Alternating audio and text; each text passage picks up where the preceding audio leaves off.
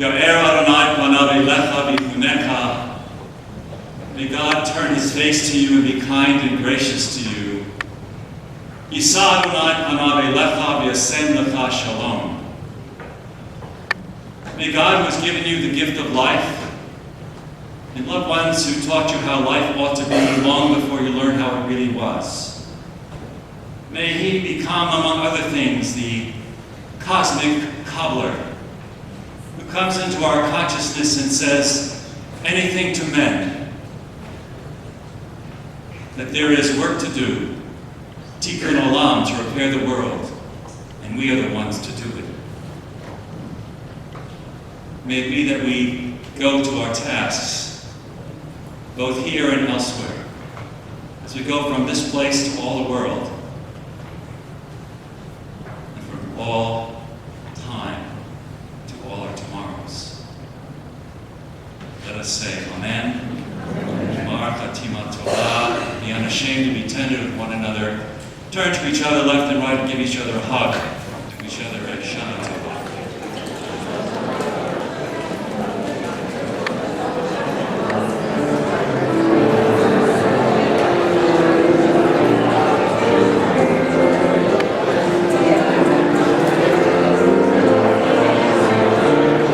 And I had the great fortune to have Cantor Silbersher bar mitzvah 3 of my sons in 4 years, and then a daughter a few years later. So my husband and I spent a great amount of time with Cantor Silbersher for 3 out of 4 years.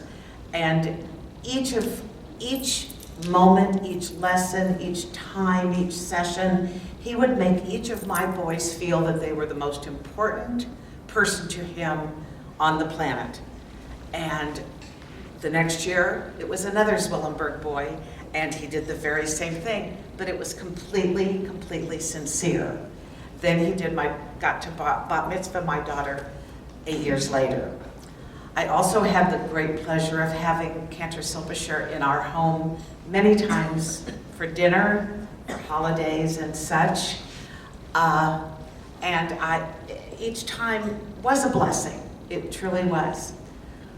One of my greater joys with Cantor Silbersher, with this wonderful Miss Lois seated next to me, I was a preschool teacher at the old temple on 69th, and we would weekly bring our children up to the chapel, and with Cantor Silbersher's schedule, which he had no time for at all, he would carve out his 30 minutes to meet with the Temple B'nai Yehuda preschool children.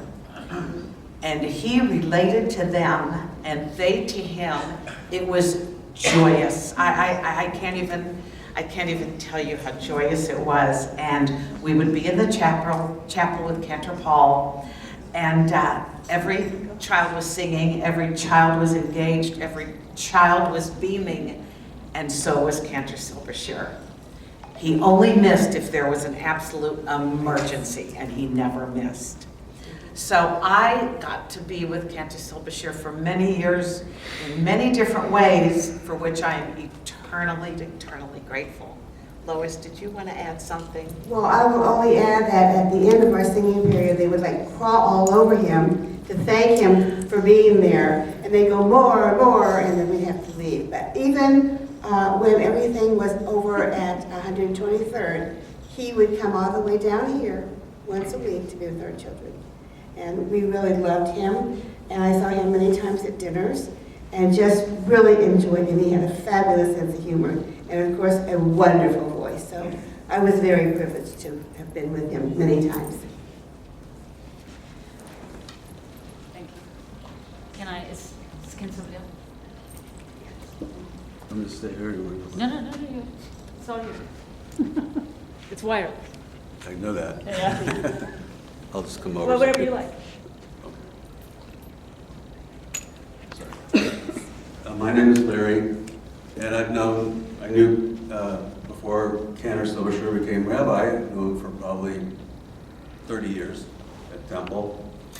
And I had talked to a lot of different people because I wasn't working that year, and I needed some advice. And so I went to see him when he was at Kolami, And, not only was he a cantor and a rabbi, he was a very compassionate man. And I sat down with him and I said, I need some assistance and some advice. What can you offer to me? And we talked for quite a while. It's probably been 25 years ago. I don't really remember. I just remember what happened. And after talking and talking and talking, all of a sudden, he turns around to behind his seat, and he turns back, and he had a pen. And then he pulled open his desk drawer, and he had a piece of paper. It wasn't just a piece of paper, it was a check. He wrote me a check for $1,000. And he says, no matter what, he says, I want you to keep this.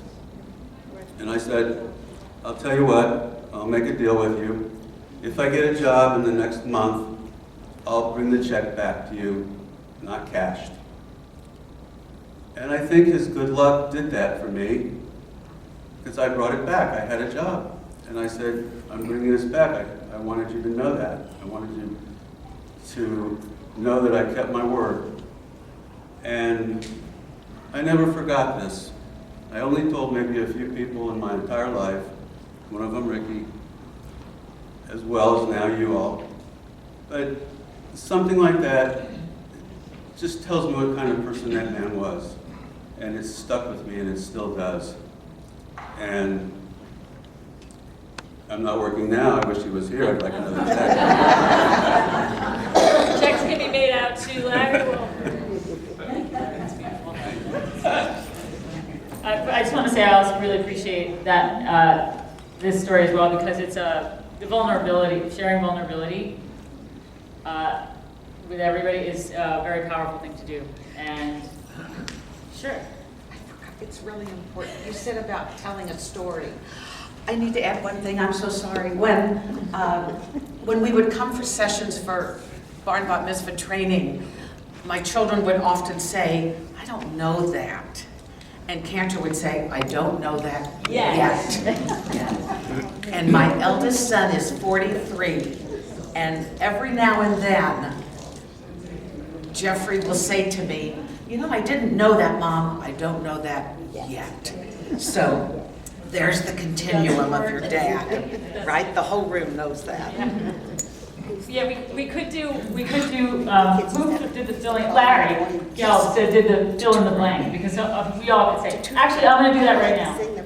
For his outgoing voicemails, which were famous or infamous, where he would change his outgoing message and say something inspirational. Okay, so I know the last year or so he let that go. He normally was changing it, constantly. And it was like he'd call up, see what was gonna be on the, he hoped you didn't pick up so that you could hear what he was gonna say. It was the last one my daughter and I love to kibitz about, right? Well, it was be kinder than necessary for everyone you meet is fighting some kind of battle. So that was the beautiful one. That really was the last one. But I remember also the one that said, if you think you are insignificant or you're too small to matter, consider the mosquito. And I love that. Can anybody else think of, can you mind your brains to think of any other voicemails? Do you want? Yeah, if I may. Please. So, I got to tell you a story to tell you the story. What's your name? My Hebrew name is David Eliezer Chaim Ben Yomen. Okay. And then I'm the son of Howard and Louise Naster, and David Naster is my name. So I got to tell you the story to tell you the story.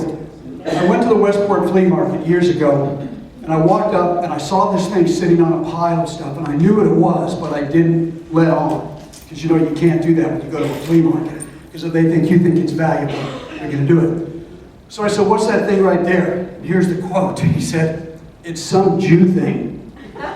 So that tells you a lot about somebody right there when they say that, some Jew thing. So I look in the back and go, what do you want for that Jew thing? And he said, $40. And I said, I'll give you 30. And he said, okay. So I took it, and sorry, this is emotional. I'll get through it. So I took it and I put it in plexiglass. Well, it was a Torah cover. Torah cover. Not only a Torah cover, sorry, I'm not, the same Torah cover used when my mother and father got married.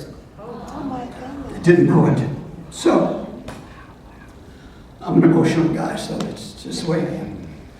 So, I put it in plexiglass, and when they started calling me, I went up to Cantor and I said, I got this Torah cover I put in plexiglass. Cantor, I don't know what to do with it, and I don't do it. I want to donate it to Colby. And he said, absolutely not.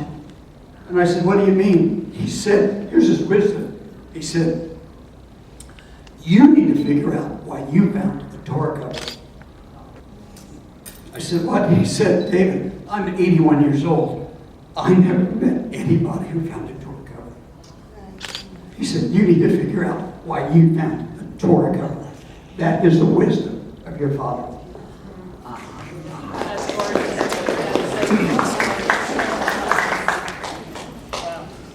So, thank you, David, and thank you.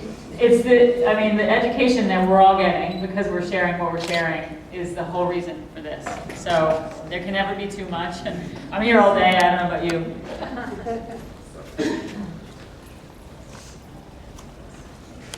Hi, I'm Alice Lewinson, my husband Tom.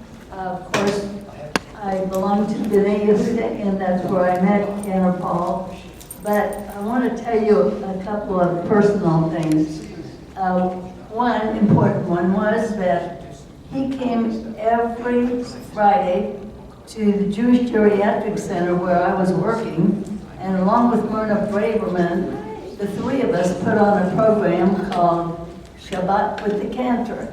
And it was just fabulous. The residents couldn't wait. And we had a room full every Friday for Shabbat with the Cantor. The other things I want to tell you are, we had a very good friend who loved to cook. And Paul and Tom loved to eat. And we would go over to her house, and he looked at the food and he says, aha, another caloric ambush. So Tom and I still use that expression. One more thing, Paul used to come over to our house quite frequently, and I would fix a little lunch, and he and I would go down in the basement and play ping pong. And we had a running tournament for a long, long time. It was great fun until finally he says, enough. So we quit that. But we loved him dearly, we miss him dearly, but we use his expression every time we see lots of good food. Thank you.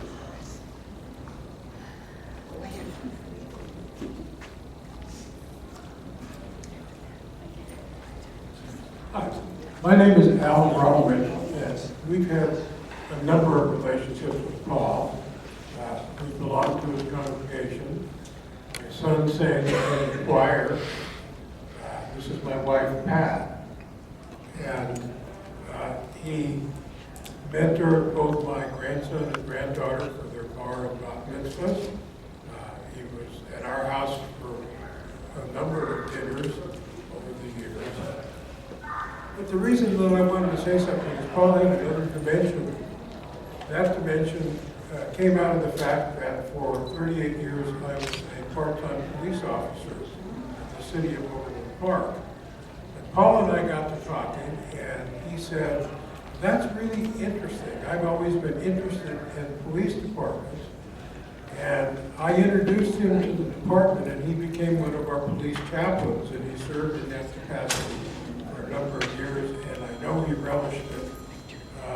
The spirit and joy in his eyes when he put the uniform on or when he served was absolutely amazing.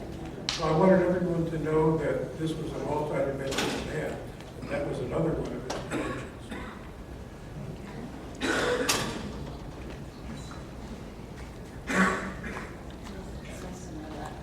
Nice to meet you. The dad's badge is up here, and he had immense pride in being part of the police force. I think to bring peace. I think his sense of being able to be the lifeline, like a spiritual friend in a difficult arena, was super meaningful to him. And also just being able to serve.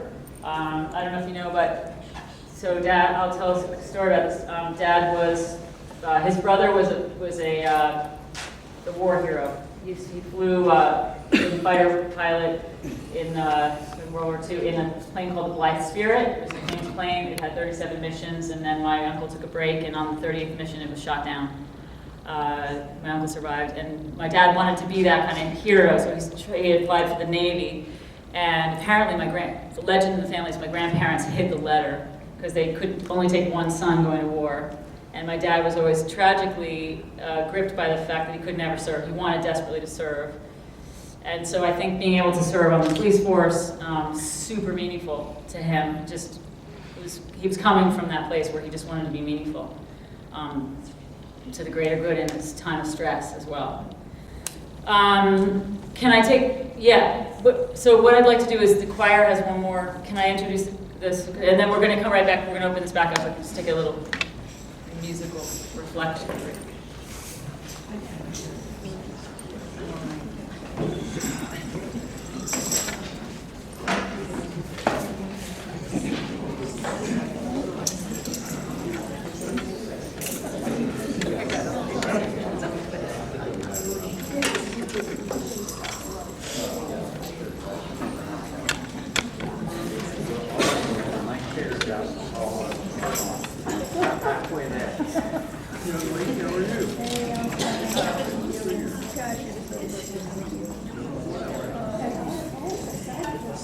So,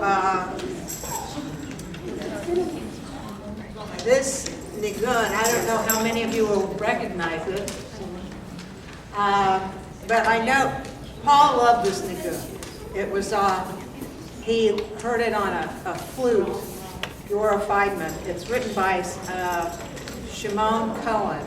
He's an Israeli composer. And he just loved this nigun. And we put it with Modeh Ani that Marie says that it opened our Torah study every day. Yeah. So I'm sure these will sound familiar. And please join in when you get, sing along when you get the tune.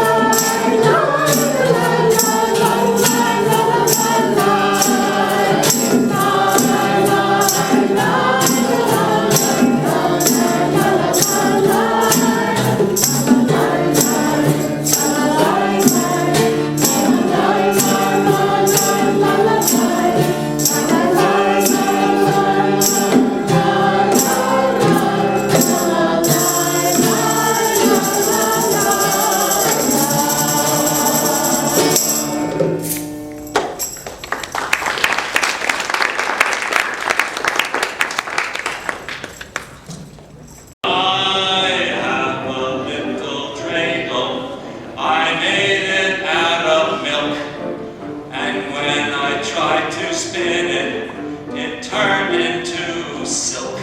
Oh, dreidel, dreidel, dreidel, I made it out of milk. And when I tried to spin it, it turned right into silk. I have a little dreidel, I made it out of money. And when I tried to spin it, it turned right into honey. Oh, dreidel, dreidel, dreidel, I made it out of money. And when I tried to spin it, it turned right into honey. I have a little dreidel, I made it out of felt. And when I tried to spin it, it turned right into gelt. Oh, dreidel, dreidel, dreidel, I made it out of felt. And when I tried to spin it, it turned right into gelt. I have a little dreidel, I made it out of tin. And when I tried to spin it, I guess I got to win. Oh, dreidel, dreidel, dreidel, I made it out of tin. And when I got to spin it, I guess I got to win. Last verse. I have a little dreidel, I made it out of vine.